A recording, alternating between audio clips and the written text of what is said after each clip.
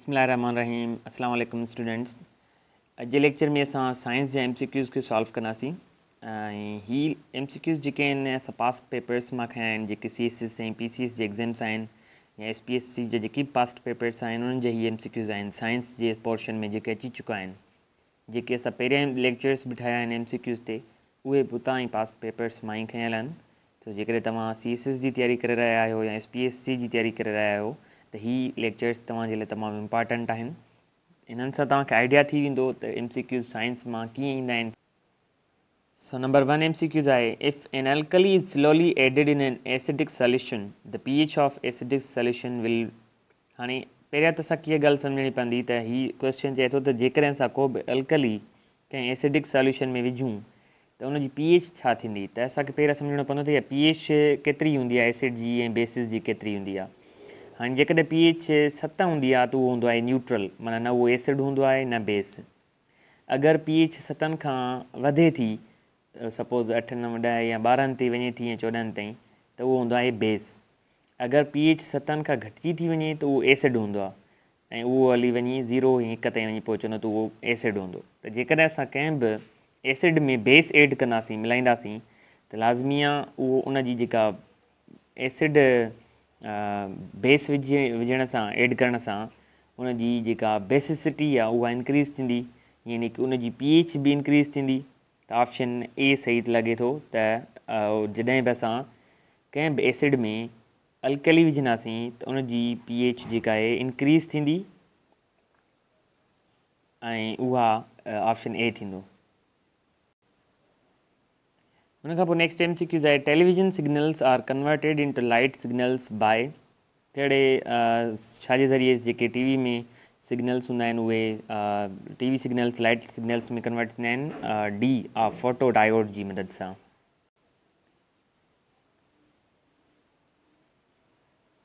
The first person who found vitamins was Casimir Funk. Option B सही आहे। कैस्मर फंक जेको आहे पहिरियों दफ़ो विटामिन्स फाइंड कयूं हुयूं। Ozone layer prevents the following radiations entering the atmosphere. Ozone असांखे ख़बर आहे त ज़मीन जे मथां अटकल 15 खां 20 किलोमीटर मथां जेको आहे उहो हिकिड़ो तह आहे जेको सिज मां ईंदड़ अल्ट्रावायलेट रेडिएशंस खे मोटाए छॾींदो आहे, वापसि करे छॾींदो आहे, यानी कि उन्हनि खे ज़मीन ॾांहुं अचणु न ॾींदो आहे ऐं उन सां असां तमामु ख़तरनाक शुआनि खां असां महफ़ूज़ रहंदा आहियूं। तंहिंजे करे इहो थींदो ऑप्शन बी, ओज़ोन असांखे अल्ट्रावायलेट रेज़ खां बचाईंदो आहे। Which of the following is in alkali. हिननि मां कहिड़ो अल्कली आहे, त हिन में जेको विनेगर ऐं लीमन जूस आहे उहे एसिडिक आहिनि ऐं सिलेक्ट लाइम जेको आहे उहो अल्कली आहे, यानी कि बेस आहे।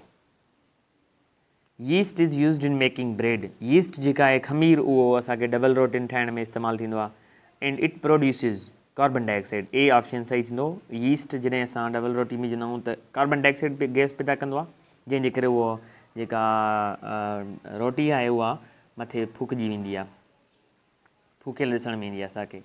The fruit without seeds like banana is called parthenocarpic fruit.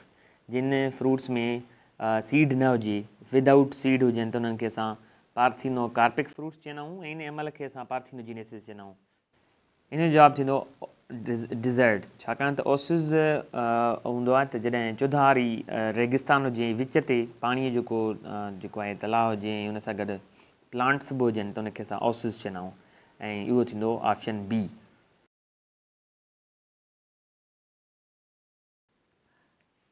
What chamber of the heart receives blood from body. हाणे असांजे दिलि में 4 खाना हूंदा आहिनि, उन्हनि 4 खाननि मां जेके मथियां 2 खाना आहिनि उन्हनि खे असां चवंदा आहियूं आर्ट्रिया, ऐं जेके हेठियां 2 खाना आहिनि उन्हनि खे असां चवंदा आहियूं वेंट्रिकल्स। त जेकी आर्ट्रिया आहिनि उहे बि हिकिड़ो लेफ्ट आर्ट्रियम हूंदो आहे, ॿियो राइट आर्ट्रियम। हाणे हीउ जेको थींदो उहो थींदो राइट आर्ट्रियम ऐं हीउ थींदो लेफ्ट आर्ट्रियम। हेठि 2 जेके हीउ खाना आहिनि उहे उन्हनि मां हीउ थींदो लेफ्ट वेंट्रिकल, त हीउ थींदो राइट वेंट्रिकल। त कहिड़ो हिसो आहे दिलि जो जेको, या कहिड़ो चेंबर आहे जेको जिस्म मां रतु हासिलु कंदो आहे, त हीउ राइट आर्ट्रियम हूंदो आहे जेको जिस्म मां जंहिंखे रतु मिलंदो आहे, डी ऑक्सीजनेटेड ब्लड। जिस्म मां जेको ख़राबु बिना ऑक्सीजन वारो रतु हूंदो उहो राइट आर्ट्रियम में पहिरें दाख़िलु थींदो, जंहिंखां पोइ उहो वरी दिलि उनखे पंप करे ऐं फेफड़नि ॾांहुं मोकिले छॾींदी आहे। सो ऑप्शन थींदो A, right atrium. Name the famous book of Ibn Sina in which he discussed human physiology and medicine. कहिड़ो बुक आहे जंहिंमें इब्न सीना फिजियोलॉजी इंसान जी जेका तिबी दवाउनि वग़ैरह जो डिस्कस कयो आहे। त उहो अल कानून मशहूरु किताब आहे इब्न सीना जा, अल कानून ऐं फिल तिब अल शिफ़ा, इहे किताब आहिनि इब्न सीना जा। ऐं अल कानून आहे जंहिंमें हुन ह्यूमन फिजियोलॉजीअ खे डिस्कस कयो आहे।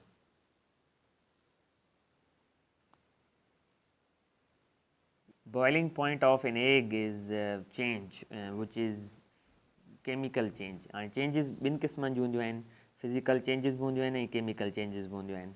त जेकॾहिं कंहिं बि सब्सटेंस जी कंपोज़िशन चेंज थी वञे ऐं उनखे वरी रिवर्स न करे सघिजे त उनखे असां केमिकल चेंज चवंदा आहियूं। ऐं जेकॾहिं उहा चेंज जंहिंखे असां आसानीअ सां वापसि करे सघूं, रिवर्स करे सघूं, त उनखे फिज़िकल चेंज चइबो आहे। फॉर एग्ज़ाम्पल, जेकॾहिं असां पाणीअ खे बॉइल कंदासीं त उहो बाफ़ में तब्दील थी वेंदो आहे। हाणे बाफ़ खे असां आसानीअ सां वरी पाणीअ में कन्वर्ट करे सघूं था, त बॉइलिंग ऑफ वाटर जेको आहे उहा फिज़िकल चेंज आहे, पर boiling of egg chemical change आहे। छाकाणि त उन में बाक़ाइदा सां नवां केमिकल्स ठहंदा आहिनि, उनजी कंपोज़िशन चेंज थी वेंदी आहे ऐं उनखे असां रिवर्स बि नथा करे सघूं। बॉइल थियल एग खे त असां वापसि नथा आणे सघूं साॻे फॉर्म में। Water is heated in the kettle. Inside of water is heated by convection. A person sitting near the fire receives heat by, त इहो थींदो ऑप्शन सी, छो जो बाहि या जेका उन मां रेडिएशन्स जेके ख़ारिज थींदियूं आहिनि, बाहि असां ताईं गर्मी उनजी रेडिएशन ज़रिए पहुचंदी आहे। ऐं जेको पाणी गरम थींदो आहे उहो कन्वेक्शन जे ज़रिए गरम थींदो आहे, पर जेकॾहिं को बि कंडक्टर हूंदो ऐं उन मां गर्मी या बिजली कंडक्ट थी थिए त उनखे कंडक्शन चवंदा आहियूं। Building blocks of elements are called, element जा जेके बिल्डिंग ब्लॉक्स हूंदा आहिनि उन्हनि खे असां एटम्स चवंदा आहियूं। Measurement of rainfall is made by an instrument. जेको मींहुं या बरसाति आहे उन जी मेयरमेंट हिकिड़े औज़ार सां कई वेंदी आहे ऐं उनखे असां चवंदा आहियूं रेन गेज। सो हिते ऑप्शन उहो न आहे, तंहिंजे करे ऑप्शन हिते डी थींदो ऐं उनजी इंस्ट्रूमेंट जो नालो यादि करे छॾींदासीं, rain gauge, RAINGUAGE।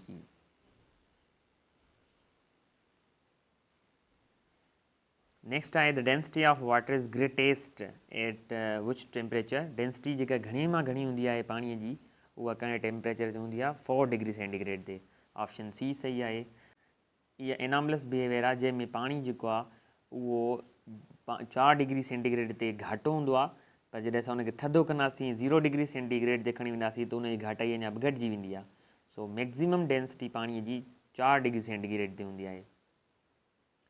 Light year is the unit of, light year जेको छा जो यूनिट आहे, डिस्टेंस जो यूनिट आहे। ऐं लाइट ईयर छा खे चवंदा आहियूं, जेकॾहिं असां रोशनीअ खे कंहिं हिकु पॉइंट खां छॾियूं ऐं उनखे सॼो साल सफ़र करण जूं, त उहो सॼो साल सफ़र करे ट्रेवल करे पोइ जंहिं नुक़्ते ते पहुचंदी उन मुफ़ासिले खे असां लाइट ईयर चवंदा आहियूं। माना उहो डिस्टेंस जेको रोशनी हिकु साल में तय कंदी आहे उनखे लाइट ईयर चयो वेंदो आहे। 3 elements needed for healthy growth of plants. हाणे जेकी ॿूटनि खे सिहतमंदीअ लाइ या उन्हनि जी ग्रोथ जे लाइ जेके एलिमेंट्स खपंदा आहिनि 3, उहे कहिड़ा आहिनि, NPK, नाइट्रोजन, फास्फोरस ऐं पोटेशियम। NPK यादि करे छॾींदासीं, N 5% हूंदी आहे, P 10% हूंदी आहे ऐं K जेका माना पोटेशियम आहे उहा 5% हूंदी आहे। सो 5, 10, 5% में इहे हूंदा आहिनि। ऐं कहिड़ा एलिमेंट्स आहिनि, NPK, यानी कि नाइट्रोजन, फास्फोरस एंड पोटेशियम।